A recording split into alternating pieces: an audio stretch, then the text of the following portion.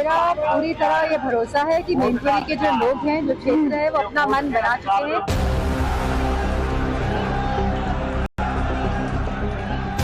Samajwadi party पहले से ही चुनाव की पूरी तैयारी कर चुकी है और हम मजबूती के साथ चुनाव लड़ेंगे। समाजवादी के कार्यकर्ता और पार्टी के सभी लोग जमीन पे हैं और कार्य कर रहे हैं। मैनपुरी खदेड़ेगा, सैफई बाहर होगा, इस बार कमल खिलेगा, भगवा लहराएगा। हर चुनाव इंटरेस्टिंग होता है। मैनपुरी खदेड़ेगा।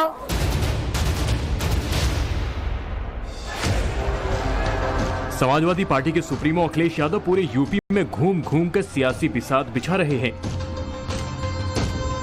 80 हराओ भाजपा हटाओ के थीम पर काम कर रहे हैं। इस बार पीडीए सरकार का नारा दे रहे हैं। लेकिन अखिलेश के साथ उनकी पत्नी डिंपल यादव कहीं दिखाई नहीं दे रही। रैलियों में, जनसभाओं में, रोड शो में हर जगह अखिलेश यादव अकेले जा रहे हैं और डिंपल यादव सिर्फ और सिर्फ मैनपुरी पर फोकस कर रही हैं। ऐसा लग रहा है जैसे डिंपल यादव मैनपुरी में लॉक हो गई हैं। डिंपल यादव समाजवादी पार्टी का बड़ा फेस है। देश भर में उनकी पहचान है। वो पार्टी अध्यक्ष अखिलेश यादव की पत्नी हैं और तो और इस चुनाव में समाजवादी पार्टी के स्टार प्रचारक हैं। तो ऐसी क्या वजह है कि डिंपल यादव सिर्फ और सिर्फ मैनपुरी में सिमट कर रह गई हैं? वो ना ही पार्टी का प्रचार करने के लिए यूपी के अलग अलग सीटों पर जा रही हैं, ना ही मैनपुरी के अलावा उनका कोई भाषण हो रहे हैं, ना ही उनकी कोई जनसभा हो रही है। डिंपल यादव समाजवादी पार्टी का गढ़ कहलाने वाले मैनपुरी की सीट से मैदान में हैं। वो मैनपुरी से मौजूदा सांसद भी हैं। समाजवादी पार्टी वैसे तो इस सीट पर बड़ी आश्वस्त नजर आ रही है, पर डिंपल का फ्रंट लाइन पर जाकर ग्राउंड जीरो पर टिके रहना अपने आप में कई सवाल खड़े कर रहा है। सवाल यह है कि क्या समाजवादी पार्टी को मैनपुरी में डर लग रहा है, इसलिए डिंपल का पूरा फोकस मैनपुरी पर है। सवाल यह भी है कि क्या अखिलेश यादव को लग रहा है कि मैनपुरी उपचुनाव में डिंपल की जीत की बड़ी वजह मुलायम सिंह यादव की मौत के बाद उठी सहानुभूति की लहर थी, या फिर मैनपुरी में बीजेपी के लगातार सुधरते प्रदर्शन को समाजवादी पार्टी बहुत सीरियस नोट पर ले रही है। डिंपल यादव यहां से मौजूदा सांसद हैं, लेकिन जब उपचुनाव हुआ मुलायम सिंह यादव की नामौजूदगी में, उस वक्त रघुराज साकी से उनका मुकाबला था। समाजवादी पार्टी को डर था कि कहीं ये सीट समाजवादी पार्टी के कोटे से निकलकर बीजेपी के हिस्से में न चली जाए। सो समाजवादी पार्टी के मुखिया अखिलेश यादव ने चाचा शिवपाल सिंह यादव से भी दोबारा संबंध अच्छे कर लिए। जो रूठे लोग थे उनको भी मना लिया और पूरी समाजवादी पार्टी को, प्रदेश भर के नेताओं को मैनपुरी में ले जाकर चुनाव प्रचार में जुटने के निर्देश दे दिए। अब हालात बदले नहीं हैं, डर वैसा ही अखिलेश यादव को लग रहा है। इसी वजह से मैनपुरी पर सबका फोकस है। सूत्रों की माने तो अखिलेश यादव उन सभी सीटों पर एक्स्ट्रा फोकस कर रहे हैं जो मुलायम परिवार का गढ़ मानी जाती हैं। इसके पीछे की वजह है इन सीटों पर बीजेपी की बाज वाली नजर। 2019 में हारी हुई सीटों को जीतने का ब्लूप्रिंट खुद सीएम योगी बना रहे हैं और यही बात अखिलेश यादव के लिए परेशानी का सबब बनी हुई है। 10 साल का ट्रैक रिकॉर्ड देखे तो इन सीटों के अलावा बाकी पर वैसे भी सपा को उम्मीद कम ही है। डिंपल यादव जब से मैनपुरी पहुंची हैं, तब से लगातार अपनी बेटी के साथ वो चुनाव प्रचार में जुटी हुई हैं।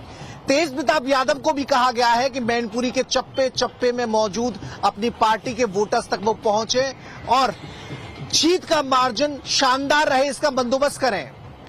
बीजेपी ने यहां से सरकार में मंत्री जयवीर सिंह को उम्मीदवार बनाया है, तो ऐसे में चुनाव बहुत टफ हो गया है। अब डिंपल यादव मैनपुरी के अलावा किसी और जगह पर चुनाव प्रचार करने जा नहीं पा रही। अखिलेश यादव भी मैनपुरी में ही फंसे हुए हैं, लगातार फोन से सुबह शाम अपडेट लेते हैं। तो ऐसे में मैनपुरी का जोखिम समाजवादी पार्टी लेना नहीं चाहती और मैनपुरी के इतर डिंपल यादव अगर प्रचार करने नहीं पहुंचेंगी तो वन मैन शो बनकर समाजवादी पार्टी रह सकती है। मैनपुरी में डिंपल के डटे रहने की दूसरी वजह 2019 के इलेक्शन रिजल्ट भी है। 2019 में सपा बसपा गठबंधन मिलकर भी डिंपल यादव की कन्नौज सीट नहीं बचा पाए थे। यहां 21 साल बाद बीजेपी के सुब्रत पाठक ने डिंपल यादव को 12,086 वोटों से हरा दिया था। यूपी में मुलायम परिवार और गांधी परिवार की सीटों पर बीजेपी की नजर तो 2014 से ही थी और 2019 में दोनों की फैमिलीज का एक एक विकेट भी बीजेपी ने चटका लिया। कन्नौज से डिंपल यादव हारी थी और अमेठी से राहुल गांधी। इसमें कोई दो राय नहीं कि मैनपुरी में समाजवादी पार्टी को टक्कर देना बीजेपी के लिए आसान नहीं है, पर यह भी फैक्ट है कि मैनपुरी में लगातार बीजेपी का प्रदर्शन सुधरता जा रहा है। 2014 में मुलायम सिंह यादव मैनपुरी से जीते। एसपी का वोट परसेंट 61.02% रहा, जबकि बीजेपी को 23.68% वोट मिले। 2019 में मुलायम सिंह फिर से जीते, लेकिन एसपी का वोट प्रतिशत घटकर 53.75% हो गया। वहीं बीजेपी का वोट प्रतिशत बढ़कर 44.09% हो गया। 2022 में मुलायम सिंह यादव की मृत्यु के बाद डिंपल यादव मैनपुरी से जीती और एसपी का वोट प्रतिशत 64.08% हुआ, जबकि बीजेपी को 34.18% वोट मिले। डिंपल यादव की इस प्रचंड जीत की वजह सिंपैथी वोट बताया गया। अब अगर परिस्थितियों को भुनाने में कामयाब होती हैं, वो यहां से डिंपल को कड़ी चुनौती दे सकती हैं। बीजेपी ने डिंपल यादव के सामने यूपी सरकार में पर्यटन मंत्री जयवीर सिंह ठाकुर को खड़ा किया है। जयवीर ठाकुर वो चेहरा है जो पहले भी सपा का किला ध्वस्त करने में कामयाब रहे हैं। समाजवादी पार्टी के सबसे मजबूत गढ़ मैनपुरी में बीजेपी ने इस बार जयवीर सिंह को टिकट देकर सपा का समीकरण बिगाड़ दिया है। उत्तर प्रदेश सरकार में कैबिनेट मंत्री जयवीर सिंह को टिकट देकर बीजेपी ने एक तीर से दो निशाने किए हैं। सबसे पहला, पश्चिमी उत्तर प्रदेश में नाराज चल रहे जो ठाकुर वोट बैंक है उसको गोलबंद कर लिया है, तो दूसरी तरफ मैनपुरी की ये जनता को संदेश दिया है कि सांसद उनके बीच का ही होगा। जयवीर सिंह ठाकुर मौजूदा वक्त में मैनपुरी सदर विधानसभा सीट से विधायक हैं। योगी आदित्यनाथ सरकार में उनके पास अभी पर्यटन विभाग की जिम्मेदारी है। उन्होंने इस सीट पर 2022 विधानसभा चुनाव में लगातार 2 बार सपा के विधायक रहे राजकुमार उर्फ राजू यादव को हराकर चुनाव जीता था। मैनपुरी ने सैफई को मैनपुरी से खदेड़ने का मन बना लिया है। मैनपुरी खदेड़ेगा, सैफई बाहर होगा, इस बार कमल खिलेगा, भगवा लहराएगा। खुद अखिलेश यादव तक मान रहे हैं कि मैनपुरी का चुनाव इंटरेस्टिंग होने वाला है। जयवीर ठाकुर पर हमला करते हुए अखिलेश ने यहां तक कह दिया था कि बीजेपी ने मैनपुरी से मंत्री उतारकर जयवीर ठाकुर का दिल तोड़ने का काम किया है। हर चुनाव इंटरेस्टिंग होता है और जिस क्षेत्र के बारे में आप बोल रहे हैं मैनपुरी, मैं आपसे कहना चाहता हूं ये वही मंत्री हैं जो कुछ दिन पहले खुद ही सपा को लाखों वोट से जिता रहे थे। और हम तो एक सच्चाई जानते हैं, जो मंत्री होता है उसे सांसद के रूप में दिल नहीं लगता है।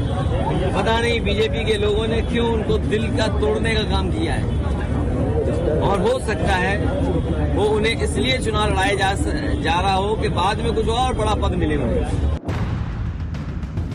मैनपुरी से डिंपल यादव 16 अप्रैल को अपना नामांकन दाखिल करेंगे। इस दौरान उनके साथ अखिलेश यादव भी मौजूद होंगे। वहीं 15 अप्रैल को जयवीर ठाकुर अपना नामांकन दाखिल करेंगे। इस दौरान उनके साथ डिप्टी सीएम केशव प्रसाद मौर्य मौजूद होंगे। पर यहां यादव वोटरों को लुभाने के लिए बीजेपी यादव फेस को सामने रखने की तैयारी में है। खबर है कि जयवीर ठाकुर के नामांकन के समय मध्य प्रदेश के सीएम मोहन यादव भी उनके साथ मौजूद रहेंगे। इसके अलावा मैनपुरी में मोहन यादव की सभाओं और समय के लिए हाईकमान से अनुरोध किया जा चुका है। जसवंत नगर और करहल क्षेत्र में उनकी जनसभाएं होनी है। इन दोनों विधानसभा क्षेत्रों के यादव बहुल इलाकों में डोर टू डोर जनसंपर्क कराने की कोशिश भी हो रही है। मोहन यादव से प्रचार कराने का यही फॉर्मूला फिरोजाबाद, एटा और दूसरी यादव बहुल सीटों पर अपनाने की रणनीति बीजेपी तैयार कर रही है। मेरा पूरी तरह ये भरोसा है कि मैनपुरी के जो लोग हैं, जो क्षेत्र है, वो अपना मन बना चुके हैं। अब किसी को भी बुलाएं, ये अच्छी बात है। आए, दूसरे प्रदेशों से लोग आ रहे हैं तो अच्छी बात है। डिंपल यादव को घेरने के लिए जहां बीजेपी अपना फुल प्रूफ प्लान तैयार कर रही है, तो वहीं समाजवादी पार्टी को इस बार बसपा से भी टक्कर मिलने वाली है। 2019 वाला सपा बसपा का गठबंधन आज नहीं है। मायावती की बहुजन समाज पार्टी ने मैनपुरी से गुलशन शाक्य को अपना उम्मीदवार बनाया है। उत्तर प्रदेश की यादव बहुल मैनपुरी संसदीय क्षेत्र पर हो रहे उपचुनाव में शाक्य मतदाताओं की भूमिका सबसे अहम हो गई है। मैनपुरी संसदीय सीट पर करीब 17 लाख मतदाता हैं। इनमें करीब 4.5 लाख यादव मतदाता हैं। इसके बाद दूसरे नंबर पर शाक्य वोटर माने जाते हैं, जिनकी संख्या करीब 3 लाख के आसपास है। अब जब मायावती और अखिलेश यादव के रास्ते अलग हो गए हैं, तो समाजवादी पार्टी को ये डर है कि यादव लैंड में अगर शाक्य वोटर मायावती के पाले में गए तो समीकरण बिगड़ सकता है।